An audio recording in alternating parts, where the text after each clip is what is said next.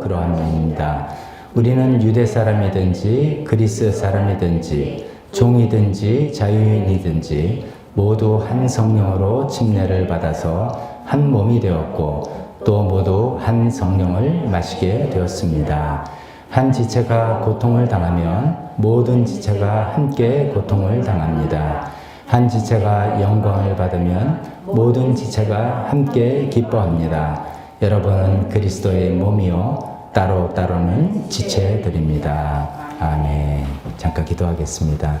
하나님 아버지, 교회는 한 몸에 많은 지체가 있음을 또 알려주시고 많은 지체는 또 한 몸이라는 것을 말씀해 주신 부분 오늘도 저희가 듣기를 원합니다. 우리 삶과 우리 교회 생활을 비춰보시고 우리에게 또 부족한 점이 있으면 필요한 부분이 있으면 말씀하여 주시옵소서. 예수님 이름으로 기도했습니다. 아멘. 자리에 앉으시기 바랍니다. 다시 이제 고린도전서 강해로 다시 이렇게 돌아왔습니다. 어떤 글을 읽으면 전체적인 흐름을 좀 이해하면서 읽는 게 올바른 이해에 도움이 됩니다. 12장, 고린도전서 12장서부터 13장, 14장이 이제 한 맥락입니다. 근데 우리는 제일 그 내용 중에 잘 알고 있는 내용이 13장이잖아요. 사랑장. 사랑장 굉장히 훌륭한 좋은 내용이고 또 우리가 깊이 살펴볼 텐데 그 사랑장은 사랑을 알려주기 위해서라는 게 아니라 어떤 이런 큰 흐름 가운데 있다는 것을 또 잠깐 이해했으면 좋겠습니다.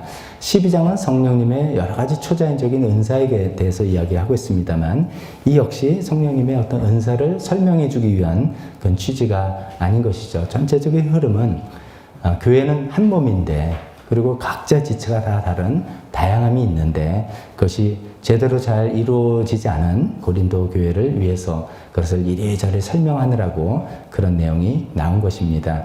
그래서 12장에 이제 성령님의 그 초자연적인 은사가 먼저 나옴에도 불구하고 이런 것은 뒷부분에 제가 함께 그 얘기를 나올 때 같이 말씀드리고 오늘은 한 몸에 많은 지체가 있다. 이것을 기억해야 된다라고 하는 그 부분을 말씀드리려고 합니다.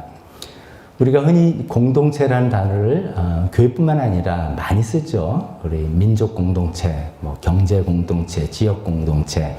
이 공동체란 말을 순수 우리말로 번역이라고 할까요? 번역한다면 한 몸 이렇게 되는 거죠. 한 가지 공자, 한 가지 동자, 몸체자. 그래서 한 몸이 되는 것이죠. 이게 이제 주로 이제 교회에서 한 몸이란 표현을 많이 쓰고 있습니다. 몸이 하나인데 지체가 여러다, 기관이 여러 가지죠. 특히 뭐 손, 발 이렇게 보이는 부분이라는 것이죠.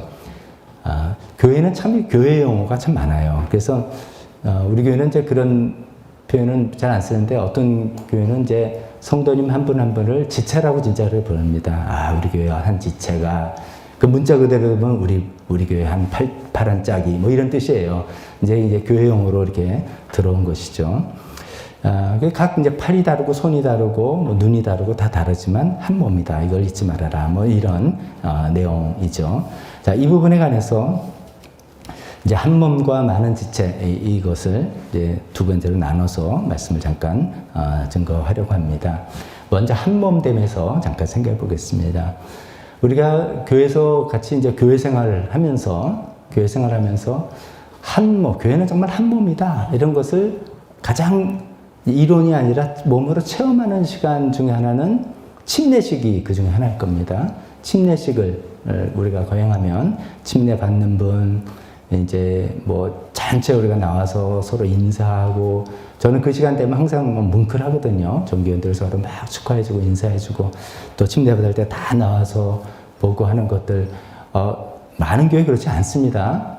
많은 교회는 침례식은 침례 받는 분들만의 행사인 경우도 꽤 많습니다. 특히 교회가 큰 경우에는요. 그리고 이렇게 적극적으로 표현하지 않는 경우도 좀 있습니다. 이제 우리 교회만의 어떤 독특한 문화이고 참 귀한 시간이라고 볼 수가 있겠죠. 교회 한 몸됨을 경험하는 시간 중에 하나 침례식이 있다면 또 하나는 장례식이 아닌가 저는 그렇게 생각해 봅니다. 장례식도 큰 교회가 한 몸이구나, 한 가족이구나, 이것을 정말 경험하게 되는 시간인 것 같습니다. 우리 그런 말 있잖아요. 기쁜 일은 조금 놓쳐도, 기쁜 일을 당했을 때는 좀 이렇게 미스하고 놓쳐도, 슬픈 일 당했을 때는 절대로 그거 놓치면 안 된다. 뭐 그런 일 있죠. 그래서 경조사로 갈 때 경은 좀 놓쳐도 조는 놓치면 안 된다. 실제로 우리가 경험해 볼 때 이제 사랑하는 가족을 먼저 보내고 정말 힘들고 슬플 때 그때 함께 해주고 위로해주고 한 그 사랑 그게 평생 잊어버리지 않는 거죠. 이제 그런 것들이 쌓여서 서로 이제 서로 선순환으로 이렇게 되는 것 같습니다. 물론 이제 다른 우리의 사회 단체들 중에서도 이 경조사 특히 이제 장례식을 끔찍하게 아주 뭐 해주는 그런 데가 있습니다. 예전에 제가 이제 어떤 분한테 들은 이야기인데 예, 그 뭐 회사 업종 따라 다른지 건 모르겠습니다만 이제 건설회사 계통이었는데 부하 직원이 장례가 저쪽 어디 해남인가 어디 났는데 거기까지 이제 다 이제 부서들이 같이 간다 했죠. 그러니까 이제 장례는 뭐 철저히 우리 회사에서 같이 해준다 뭐 이런 이제 회사 분위기라고 합니다. 이제 뭐 저도 생각해보니까 뭐 이번에 여수 간 것뿐만 아니라 예전에 우리 안수 집사님이랑 같이 부산도 한번 내려간 적이 있고 막 그렇죠. 그런 건데 근데 이제 교회에서 장례식을 한다는 건 좀 또 이런 게 있는 것 같아요. 요번에 이제 내일부터 그 사회적 거리두기 4단계가 돼가지고선 장례식은 친족들만 참석할 수 있다. 친족들 49명만 참석할 수 있다. 이렇게 이제 됐지 않습니까? 좀 어떻게 보면 우리 사회가 너무 지나친 혈연주의인 것 같아요. 친족 중에서 말은 호족상의 친족이지만 10년 만에 만나는 그런 분도 있을 거 아니에요. 그냥 서류상에만 친족이지 진짜 뭐 모르는 분들 많은데 교회 식구는 어떻습니까? 매 일주일에 한 번 이상 꼭 보죠. 요즘은 이제 물론 뭐 예외적인 상황입니다만 일주일에 한 번 꼬박꼬박 얼굴 보는 사이. 물론 회사 사람들은 일주일에 뭐 좋은지 지겨운지 모르지만 5번 보니까 뭐 좀 다를 수 있지만 일주일에 한 번 꼬박꼬박 그것도 뭐 우리 교회가 20년 넘었으니까 20년 이상 보는 사람이 거기도 이거 좀 드문 일이죠. 게다가 일주일에 한 번 예배만 드리고 얼굴 보는 게 아니라 간 목장이 되고 이렇게 되면 자기 생각과 감정과 계획과 이런 걸 다 나누잖아요. 이런 관계 드뭅니다. 부자끼리도 이런 거 드뭅니다. 이제 그런 것이요. 그 다음에 서로 누가 간증을 하면 우리 목장이 아니더라도 저번에 간증을 또 이렇게 듣고 이렇게 해서 다 듣는 그런 사이. 그리고 이제 뭐 그 장례식이라고 와서 이제 조문하는 게 정도가 아니라 우리 함께 그것을 예배로 드리는 사이. 뭐 굉장한 사이가 아닌가. 정말 한몸됨을 우리가 경험하는 그런 시간이 아닌가 싶습니다. 그래서 이런 것들을 내가 먼저 경험하면 또 다른 분들 때 또 우리가 애틋하게 또 해드리고 뭐 이런 것들이 선순환이 되면서 점점 한몸됨이 더 이렇게 좀 강화되는 그런 시간이 아닌가 싶습니다. 그래서 이제 또 이 말 이양 나온 김에 이제 코로나 때는 굉장히 예외적인 상황이 많습니다. 근데 이제 물론 이제 우리 집사님들이나 교회 이제 이렇게 듣고 서신 분들은 우리 목장이 아니다 할지라도 장례식에 참석해서 조문하시고 다 하시지만 그렇지 않은 경우는 난 잘 모르는 분인데 이렇게 생각하시는 경우가 혹시 있을지 모릅니다.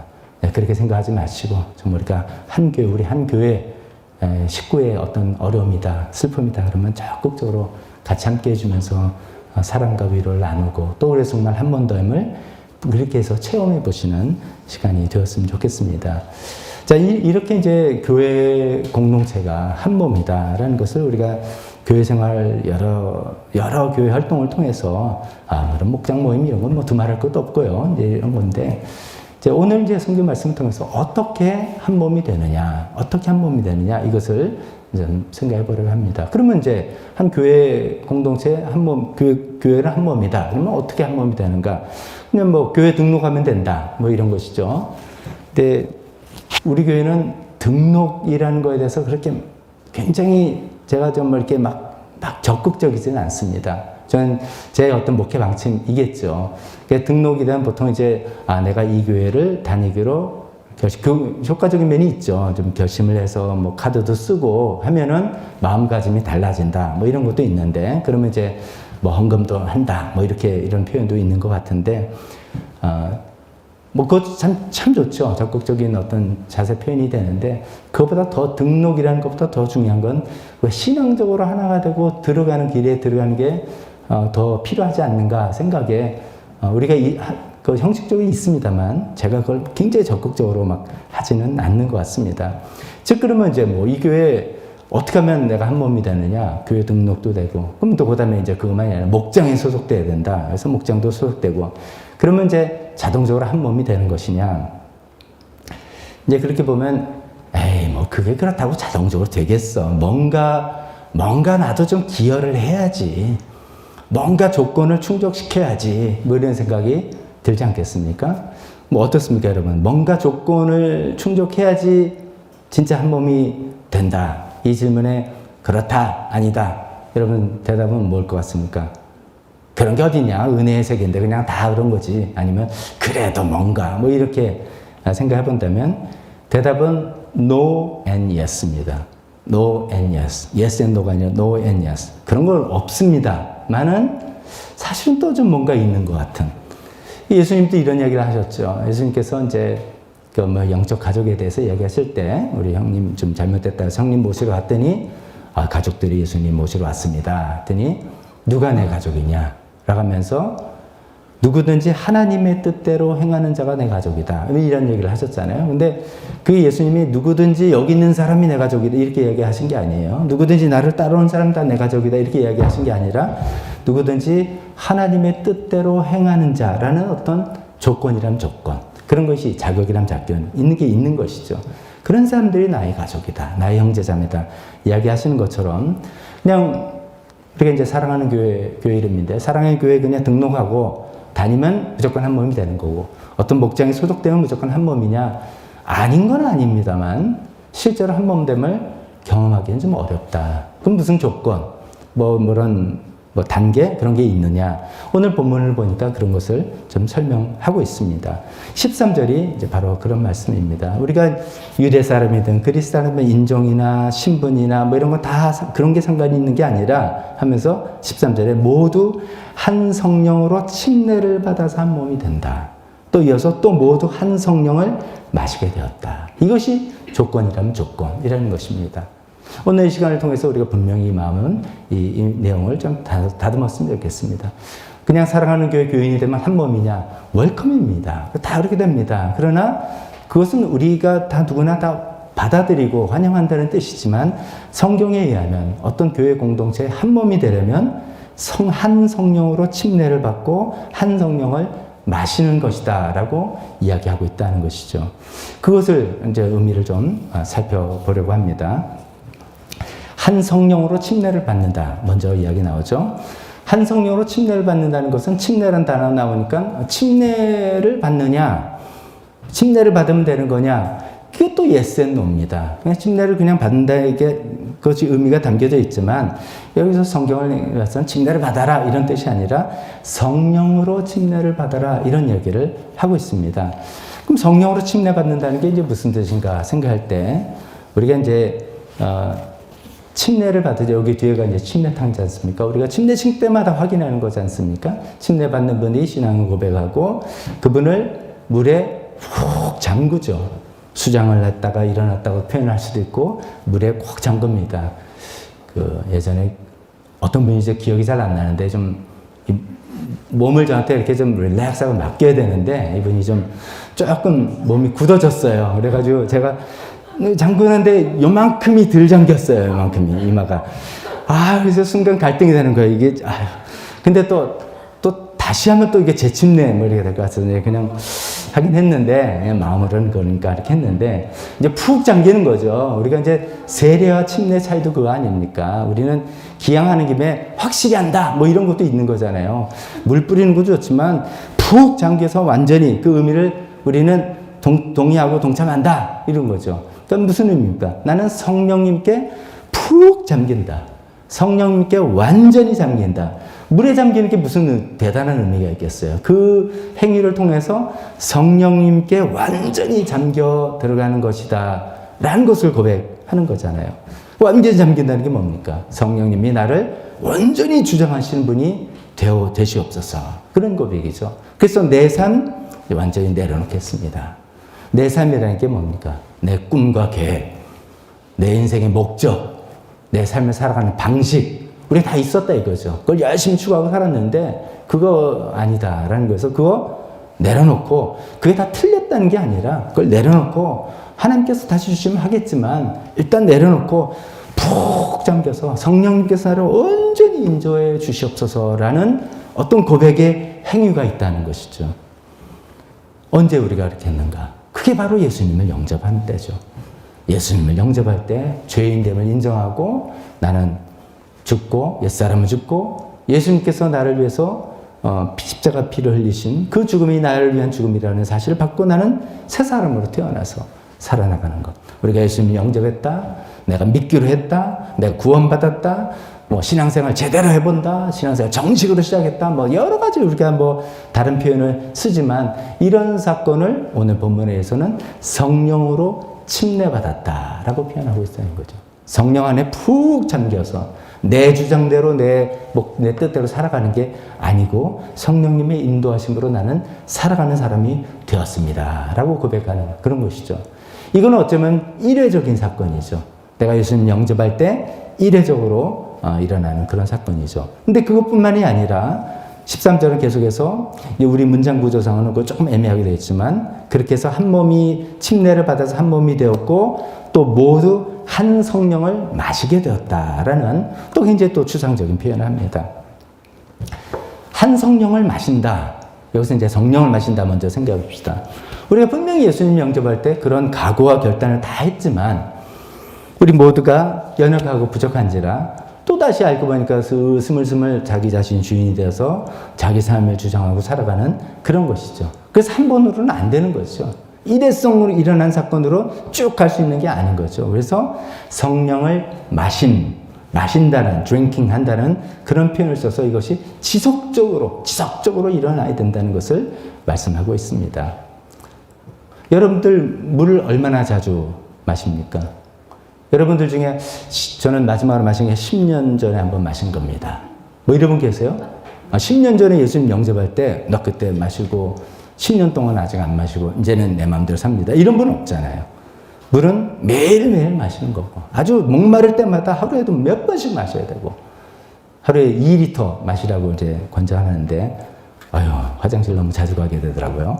하여튼 물은 목마를 때 매일매일 그때마다 마시게 되는 것이 물인 것처럼 성령님을 자주 마시고 매일매일 마시고 우리 결심이 연약하기 때문에 성령님의 도움을 매일매일 순간순간 의지하고 붙여져야 된다는 그런 얘기죠. 그럴 때 하나님께서 나를 인도하심이 뭔지를 내가 체험해 나가고 우리가 변화가 일어나고 우리가 성장이 일어난다는 것이죠.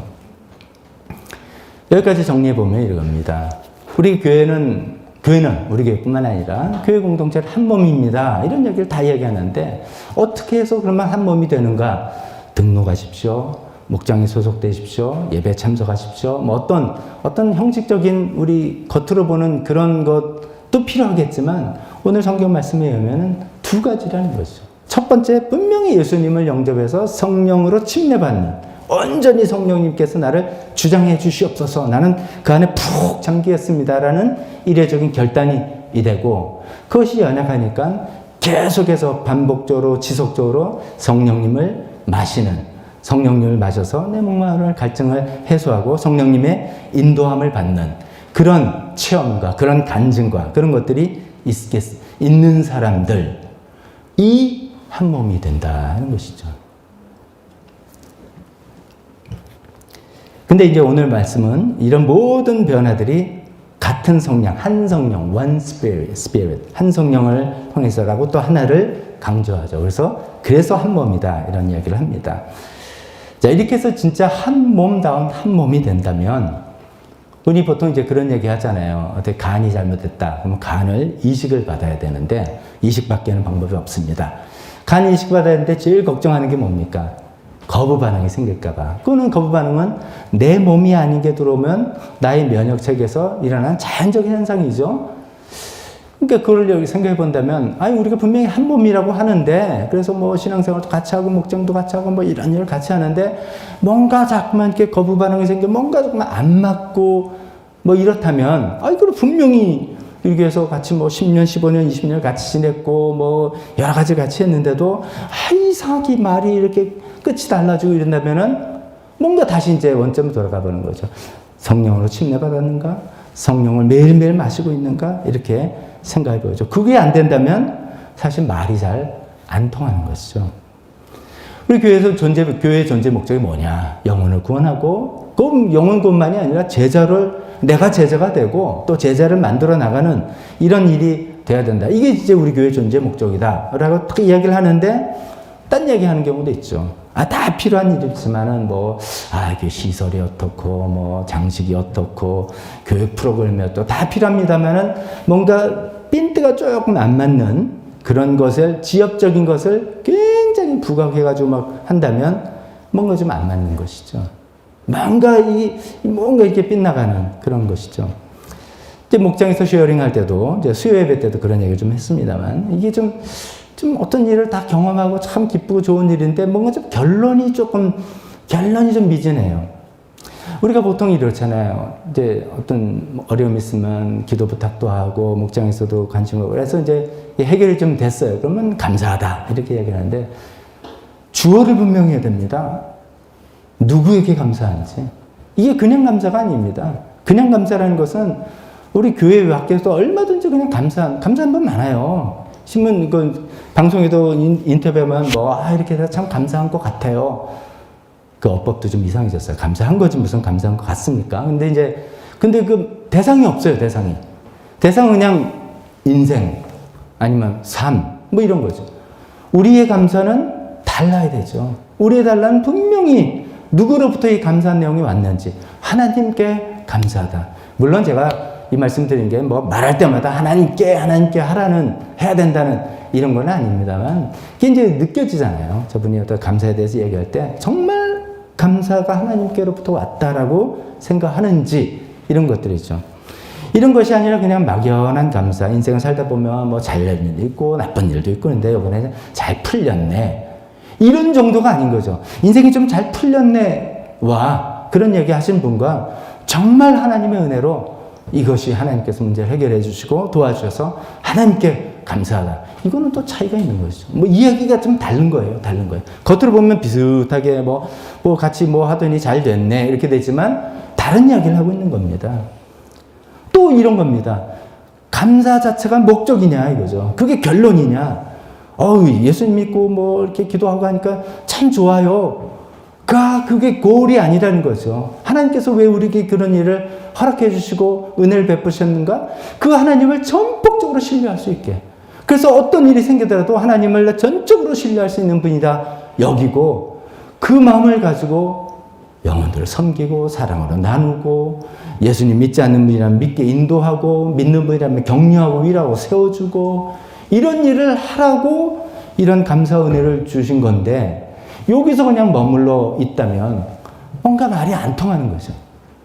분명히 성령 안에 성령의 침례를 받아서 예수님 믿게 됐는지 모르지만 매일매일 성령을 마심을 통해서 성령님의 인도함을 받고 성령님을 체험하고 하나님의 도우심을 받아서 우리가 그리스도의 장성한 분량까지 쭉 일어나가서 하나님 뜻을 이루어 나가는 사람이 되어 나가는, 이 목적과 생각이 쫙 같아야 되는, 그 방향으로 쫙 가야 되는데 그냥 잘 되고 재밌고 좋고 여기서 끝난다면 그건 뭔가 아직은 좀 문제가 있다는 것이죠. 우리의 가장 큰 기쁨은 한 영혼이 주님께로 돌아오는 것, 구원의 역사. 또 우리의 가장 큰 보람은 한 영혼이 주 안에서 든든하게 서게 되는 것. 어려움 중에도 믿음으로 굳건히 있고 인내하고 있는 것, 그걸 격려하고 도와주는 것. 요게 말이 통해야 되는 겁니다. 여기까지 말이 통해야 되는 겁니다. 그래야지 한 몸입니다. 이 한 몸이 된다는 것은 성령으로 침례를 받고 성령을 매일매일 마시는 사람들이 할 수 있는 그런 길이라고 저는 믿습니다. 우리 교회가 그런 면에서 다 한 몸이 되기를 바랍니다. 우리 교회에서 그냥 신앙생활 한다. 우리 교회에서 이게 중요한 게 아니라 정말 한 성령으로 우리가 침례를 받고 한 성령으로 마심을 통해서 주님께서 바라시고 원하시는 그 목표 지향점이 똑같이 나가서 우리가 늘 걱정하고 염려하는 게 영혼에 대한 생각들, 어떻게 섬길까, 낙심하고 있는 영들을 세워줄까 하는 이런 것들이 될 때 하나님이 마음이 기쁘시게 되는 그런 한 몸, 우리가 되었으면 좋겠습니다. 그런 한 몸 안에 여러 지체, 다양한 지체가 있다는 이야기를 하고 있습니다. 고린도 교회는 안타깝게도 사실은 이 한 몸 의식이 부족했기 때문에 다른 지체들을, 다른 기관들, 다른 사람들이죠. 이분들을 배려하고 인정하고 수용하는 것들이 약했다는 것이죠. 그래서 이제 14장까지 길게 이야기했지만 간략하게 내용은 뭐냐면 이제 성령님의 어떤 은사들이 이제 그 교회 안에 있는데 은사들이 좀 다 다른 거예요. 근데 서로 이거 가지고 비교하고 경쟁하고 그거 가지고 분란이 일어나고 이런 이야기를 하고 있습니다. 그거는 한 몸됨을 잘 이해하지 못해서 또 한 몸됨이지만 한 몸 안에 지체가 다 다양하게 있을 수 있다. 이런 것들을 이해하지 못했기 때문이다라고 이야기하고 있는 것입니다. 그래서 이제 그 다음에 한 몸 안에 다양한 지체가 있다라고 해서 사도 바울이 이제 여러 이제 비유를 가지고 몸의 기관을 가지고 이야기하는 부분을 우리가 볼 수가 있습니다. 너무 길기 때문에 읽지는 않았고 여러분 눈으로 한번 집에 가서 읽으셔도 또 좋을 것 같습니다. 근데 이제 이 얘기를 말씀을 드리기 전에 한 가지 드리면 제가 처음에 시작할 때 공동체라는 그 용어를 교회에서만 쓰는 게 아니라 사회에서 많이 쓴다고 말씀드린 것처럼 이제 어떤 이 단체라는 단체가 한 몸이다라고 이렇게 표현하는 건 사도 바울의 독창적인 표현은 아닙니다. 사도 바울이 아주 기가 막히게 이거를 잘 비유를 만들어서 성경이 오리지널 이거는 아닙니다. 그 당시도 사회에서 이 한 몸이라는 비유로 그 사회 당시를 많이 설명하는 그런 사람들이 많았습니다. 로마의 그 웅병가들 사람들이 있는데 근데 그 차이는 뭐냐면 이거 처음에 이 한 몸됨을 정치적인 이데올로기로 사용한 것이죠. 그러니까 이런 겁니다. 로마 사회 얼마나 큰 대제국입니까? 큰 대제국이지만 우리는 로마 사회는 한 몸이다. 라고 해서 이 한 몸 안에 머리는 황제이시고 너는 발톱이다. 그러니까 너는 발톱인 것을 그냥 감사히 받아들이고 노예 보고 이야기하는 겁니다. 그냥 잘 버텨라. 이런 이제 논리로 정치적인 계급 구조를 고착하려는 논리로 한 몸이라는 용어를 많이 썼다고 합니다. 근데 이제 사도 바울은 그 똑같은 비유를 써서 하나님의 뜻을 알려드리는 거죠. 다양한 지체가 있지만 다양한 지체 중에 약해 보이는 지체가 사실은 귀한 거다. 당시는 또 혁명적인 그런 이야기죠. 그런 이제 이야기를 쭉 하고 있는 것을 간단하게 살펴보려고 합니다.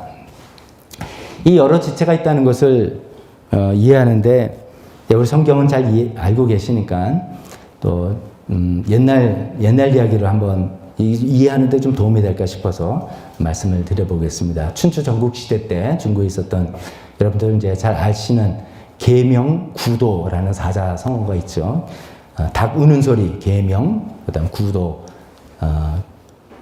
멍멍이라는 개 구자에다가 도둑질한 도. 그러니까 닭 우는 소리와 개처럼 몰래 훔치는 그런 기술을 사용했다. 이런 내용이죠. 뜻 자체는 전국시대, 춘추시대가 지난 전국시대 제 나라의 맹상군이라는 정치가 아닙니다. 사실은 정치인인데 요즘도 이제 정치인이 어떤 캠프가 있으면 특히 이제 대선이나 선거 캠프가 있으면 많은 인재들이 이제 그 참모들로 스태프들로 들어오잖아요. 그래서 이제 그런 사람들을 거느리고 그 사람들을 이제 먹여 살리는 그런 이제 옛날 표현으로는 식객이라고 합니다. 이제 어떤 이제 그 정치가 밑에 수많은 식객들이 이제 빌붙어서 먹고 살면서 이제 아이디어를 주고 이러죠. 그래서 누구는 정치 참모, 누구는 재정 참모 이렇게 했죠. 근데 이제 맹상군이라는 사람은 이제 많은 식객을 거느리기로 유명한 사람이었어요. 남들이 보기에는 저 사람은 쓸데없는 사람인데 왜 저런 사람까지 데리고 있지? 할 정도로 굉장히 이제 많은 사람을 포용하는 사람으로 유명했던 사람이었습니다. 근데 이제 어느 날 제 나라 맹상군이 그 당시 이제 진나라를 결국 통일했지 않습니까? 진나라의 왕하고 어떻게 하다가 왕한테 포위가 그러니까 납치가 잡혀가지고선 목숨이 위태롭게 됐습니다. 그러니까 이제 죽은 맹상군의 목숨이 위태롭게 되니까 그 밑에 식객들이 이제 이때다 해가지고 막 아이디어를 내죠. 그래서 이제 누가 이제 손을 써가지고선 했더니 그 왕의 애첩이 있는데 애첩한테 손을 쓰면 뭔가 이게 길이 열린다. 누가 이제 아이들을 이제 첩보를 받았어요. 그래서 애첩한테 접근해서 여사하게 됐는데 우리 맹상군 주군을 좀 힘을 써주십시오. 했더니 그 애첩이 바라는 게 호백구를 나한테 갖고 오면 내가 해준다. 호백구가 뭡니까? 설명을 보니까 여우의 겨드랑이 흰털로 만든 옷이랍니다. 뭐 하여간 뭐 모르겠는데 요즘은 밍크코트 저도 좀 무거워서 안 입죠. 근데 옛날에 밍크코트 하면 이거 아닙니까? 이제 제일 비싼 가죽 옷이다. 뭐 그런 거겠죠.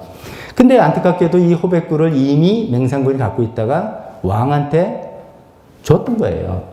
그 왕한테 줬게 되면 더 이상 구할 수가 없는 거죠. 그래서 야 큰일 났네 이러고 있는데 평소에는 아무짝에 쓸모없는 것 같던 식객 두 사람이 활동을 했습니다. 그 중에 한 사람이 제가요 사실은 이런 재능이 있습니다. 제가 강아지처럼 남도 눈에 안 띄게 몰래 잠입해서 물건을 장소 이동해오는 그런 재능이 있습니다. 구도죠. 그래서 이제 그 사람이 싹 잠입해서 왕의 궁궐 창고에 있던 호백구, 이미 줬던 호백구를 몰래 빼가지고 갖고 온 겁니다. 그래서 그것을 왕이 애첩한테 줬더니 이걸 받고 기뻐서 어떻게 손을 써서 맹상군이 풀려나게 됐어요. 그래가지고 풀려났으니 빨리 도망가자. 그래가지고 이제 왕이 마음이 바뀌기 전에 도망을 가는데 이제 어떤 이제 검문소 같은 함곡관이라는 검문소에 도착하게 된 것이죠. 그 나라의 법에 의하면 이제 새벽이 돼서 닭이 꼬꼬닥하고 울어야지만 관문들을 열어주게 돼 있는데 이제 왕이 뒤늦게 후회하고 이제 추격병을 보냈고 뒤에는 따라오고 문은 닫혀 있고 여기를 통과해야지만 목숨을 건질 수 있는데 근데 새벽이 오지 않고 걱정하고 있는데 또 한 사람의 평소에 아무 쓸모가 없던 그런 식객 한 사람이 제가 닭 우는 소리를 좀 모창을 잘합니다. 그래가지고 그 사람이 꼬꼬닥 하고 소리를 지니까 그 닭들이 다들 하면서 봐. 시간이 안 됐는데 내가 오늘 늦지 않았나? 해가지고서 다 같이 꼬꼬닥 우는 바람에 보초병은 시간이 벌써 됐네 하면서 문을 열어서 쫙 통과해서 목숨을 구했다는 것이죠. 이게 계명구도라는 이제 사자성어 이렇게 된 거 아닙니까? 그래서 보통 하찮은 그 식객들까지도 거두었던 맹상군 그렇게 이야기를 하죠. 보잘것없는 재주도 필요할 때가 있다. 뭐 이렇게 쓰이는 것도 있는데 저는 생각할 때 이런 거죠. 보잘것없는 재주는 없다. 이게 포인트인 것 같습니다. 보잘것없는 재주는 없다. 우리가 흔히 말해서 군뱅이도 구르는 재주가 있다. 뭐 이런 것처럼 이게 그러니까 이제 맹상군의 그 자기 생명을 결국 보존했던 거는 보잘것없는 재주는 없다라고 믿고 모든 식객을 품었기 때문에 결국 생명을 건졌다라는 그런 이야기로 우리가 생각해 본다면 이것이 이제 오늘 본문하고도 본문을 이해하는 데 도움이 되지 않을까 싶습니다. 아까 처음에 말씀드린 한몸됨에 있어서 한 몸은 그런 몸인데 똑같은 동일한 목적을 가지고 이렇게 나아가는 건데 다양한 지체들이 다양한 종류의 사람들이 그 재주와 쓸모는 크고 작음이 그래서 저런 게 필요할까? 저 사람 왜 저런 식이지? 라고 생각할 정도로 다양함이 있을 수 있다는 것을 반드시 수용하라는 그런 내용을 쭉 갖고 있습니다. 그래서 그 본문의 내용을 세 가지로 그 다양성을 수용하는 공동체가 되려면 어떻게 되는지를 이야기하는 것을 세 가지로 말씀드려 보겠습니다. 첫 번째는 서로가 필요하다라는 것을 깨닫고 알아야 되는 거죠. 더 이제 용어를 쓴다면 상호 의존. 일방적으로 베풀어주는, 일방적으로 도와주는 그런 거 없다. 우리가 그렇게 느낍니다. 보통은 이제 이렇게 내가 일방적으로 도와주지, 저 사람한테 내가 무슨 도움을 받아? 이런 생각이 혹시 있을 수 있습니다만, 몸은 그렇지 않다는 거죠. 17절에 이런 말씀을 합니다. 온 몸이 다 귀라면 어떻게 듣겠습니까? 또 온 몸이 다 코라면 어떻게 냄새를 맡겠습니까? 되게 능력이 뛰어나신 분들은 그냥 원맨 플레이어죠. 귀찮아. 내가 그냥 다 할 수 있어. 혼자 북치고 장구치고 다 해버린다. 이렇게 생각을 해서 그런 도움을 별로 되지 않는 사람들을 좀 무시하기도 하고 필요 없다. 이렇게 생각도 하는데 몸의 비율을 생각할 때 이 우리 신체 몸은 절대로 그렇게 해서 기능이 되지 않는 그런 것이라는 거죠. 정말로 우리가 서로가 다 필요하다. 서로를 내가 의존하고 있다. 우리가 이제 교회적으로 이제 힘들고 어려울 때는 그런 거죠. 다른 거 아무 못해도 자리만 지켜줘도 너무 고마워. 한 사람이 자리 지켜주는 것이 나한테 큰 힘이 돼요. 이런 것서부터 우리가 서로가 서로 의존하고 있다는 것을 분명히 인정하고 그렇게 살아야 된다라는 말씀입니다. 두 번째, 다양성을 수용하는 공동체가 되려면 둘은 서로의 가치를 인정해 주어야 된다. 서로의 가치를 인정해 준다는 것이 21절에 이렇게 말씀하죠. 그러므로 눈이 손에게 말하기를 너는 내게 쓸데가 없다 할 수가 없고, 머리가 발에게 말하기를 너는 내게 쓸데가 없다 할 수가 없다. 손은 손에 쓸모가 있는 거고, 발은 발에 쓸모가 있는 거고, 다구는 소리를 내는 사람은 그 나름대로 쓸모가 있는 거고, 좀 강아지처럼 이렇게 싹 몰래 들어가서 물건을 장소 이동해 오는 사람은 그 나름대로 쓸모가 있는 거고, 누구나 다 쓸모가 있다. 누구나 다 하나님께서 쓸모를 주셨다. 누구나 다 그 쓸모에 가치가 있다. 이것을 서로서로 인정해주고 바라봐줘야 된다는 그런 말씀이지 않습니까?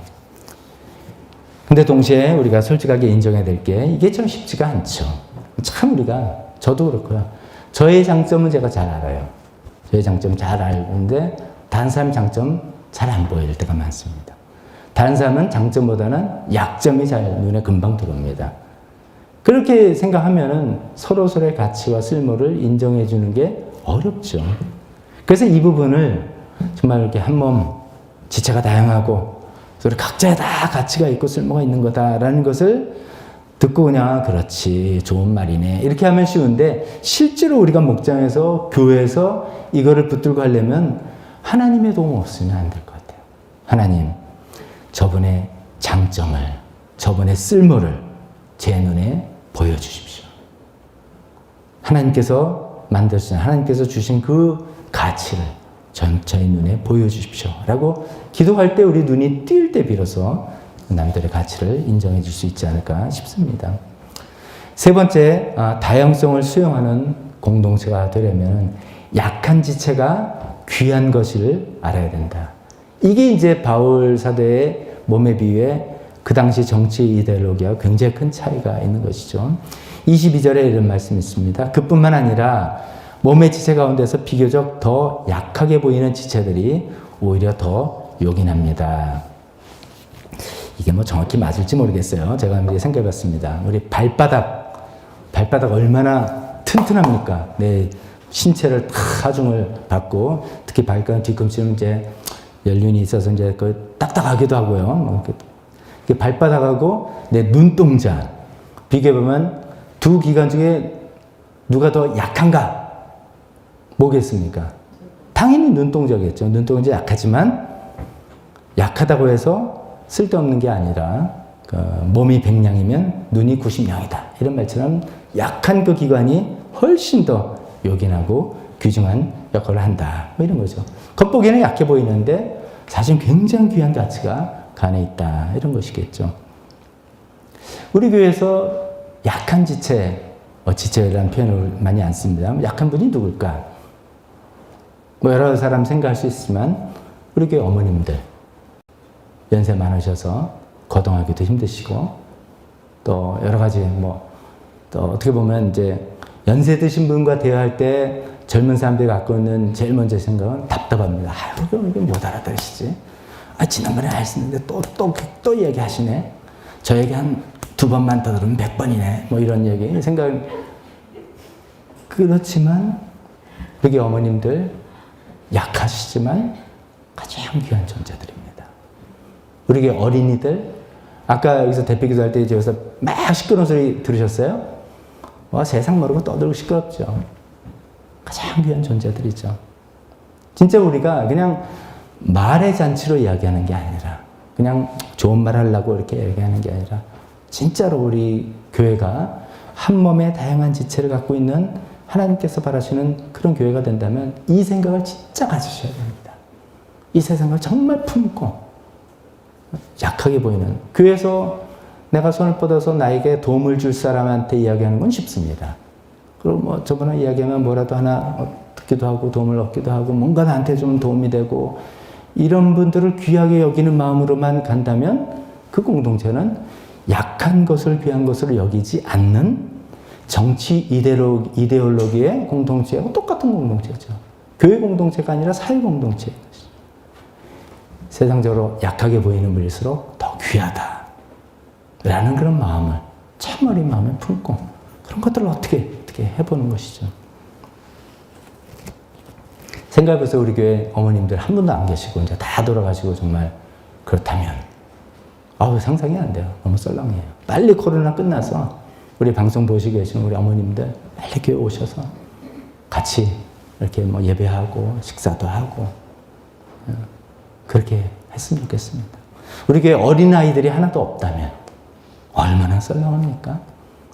얘네들 시끄럽고 뭐 우리 교회 이제 문이랑 이렇게만 망가지는 이유 중에 하나가 아이들입니다. 이런 문이 싹 열면 그냥 딱 놔두면 자동적으로 닫히게 다 설계되어 있는 디자인되어 있는 문인데 애들이 그러니까 막 팍 열고 팍 뭐 그래서 이제 문이 좀 망가지는 거예요. 너 어떻게 하겠습니까? 이쁘죠 그래도 이쁘죠. 귀하게 여겨야 돼. 이런 것이죠.